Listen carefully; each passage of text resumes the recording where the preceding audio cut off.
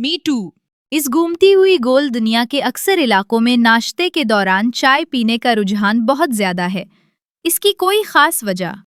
میٹی، ناشتے میں کھائے جانے والے پکوان، آملیٹ، پراٹھے، حلوہ پوری، روغنی نان اور دیگر چیزوں میں موجود آئل زبان کو چکنا اور سست کر دیتے۔ گرما گرم چائے زبان کو دھو کر صاف اور چست کر دیتی۔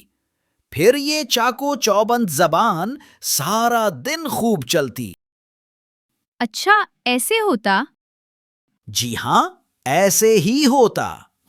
چائے کے بغیر ناشتے کا تصور کیسا ہے؟ کامنٹ سیکشن میں اپنا جواب دلچسپ انداز میں تحریر کریں۔